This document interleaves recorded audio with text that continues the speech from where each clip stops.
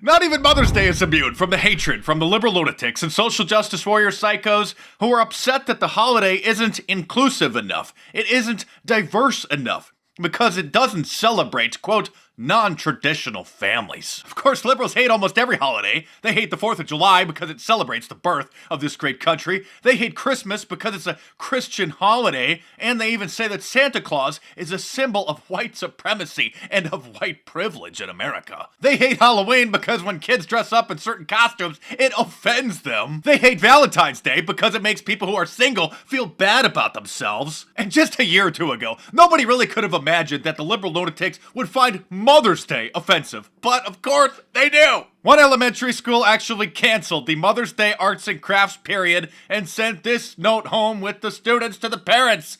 Dear parents, as Mother's Day and Father's Day approach, we have met as a team to discuss our core values in an effort to celebrate diversity, inclusivity, and also nurture our students who are part of non-traditional families. We have decided to encourage those celebrations to take place at home. Due to this, the children will not be making gifts at school to give on Mother's Day and Father's Day. We feel each family knows the best way to celebrate within their own family. Thank you for understanding. Thankfully, that school is in Canada, but you know that this kind of insanity is probably happening in American schools. It just hasn't made headlines yet. Word of this crazy school is making headlines not just in Canada, but across the country here in the United States. And most normal people are quite surprised and quite shocked that the liberal insanity just continues to go, and now they're attacking Mother's Day. But liberals think it's a great idea. Here's an article from Teen Vogue. School cancels Mother's Day to celebrate inclusivity and diversity. And then it goes on, the subtitle of the article is, "This is actually a really smart idea." Some lunatic at the Washington Compost just wrote this article. For some gay parents, Mother's Day or Father's Day is awkward. I guess we shouldn't celebrate Mother's Day or Father's Day anymore because gay people think that it's awkward, that thankfully there are still normal families out there. The London Guardian says Mother's Day is a minefield for two-dad families. Same-sex adoptive parents tell of school's negative attitude, especially in the run-up to Mothering Sunday. First of all, gay people shouldn't be allowed to adopt children. It's called child abuse. Apparently, Mother's Day is called Mothering Sunday over in the UK, and this article says that the week leading up to Mothering Sunday can be difficult for children with, quote, two dads.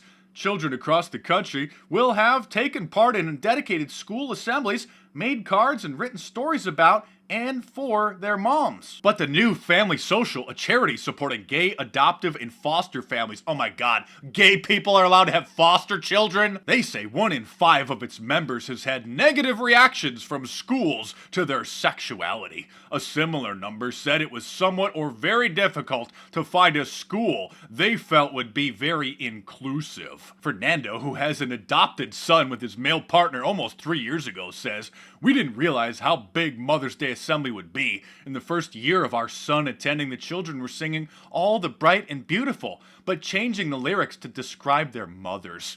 Every child had to stand up and say something good about their mom. The problem, it's a problem now. The problem was soon resolved," adds Fernando, age 41, who does not want his full name published. His son, now 9, is excused from that assembly and encouraged to make cards for his godmother and grandmother. But such flashpoints can make the challenging experience of adoption all the harder for gay men and women. Yes, Mother's Day is now offensive to the liberal lunatics, who will try to destroy everything that is normal on our planet. Normal things like women breastfeeding, which they now say is not natural. They say that it's unethical if you say that breastfeeding is natural because it reinforces gender roles. These are the same lunatics who say things like this, quote, "Yes, men can have periods, and we need to talk about them." This isn't just some post on Tumblr. This is an article from the Daily Beast, a very large waste of cyberspace website that is a favorite amongst the liberals. Not only is it Mother's Day, of course, it's just anything and everything that is normal. Even using the term boys and girls is offensive, as a North Carolina school told the teachers don't call students boys and girls because that's not very inclusive. Teachers in Charlotte, North Carolina have been advised to stop calling the children boys and girls, according to a training presentation on transgender issues.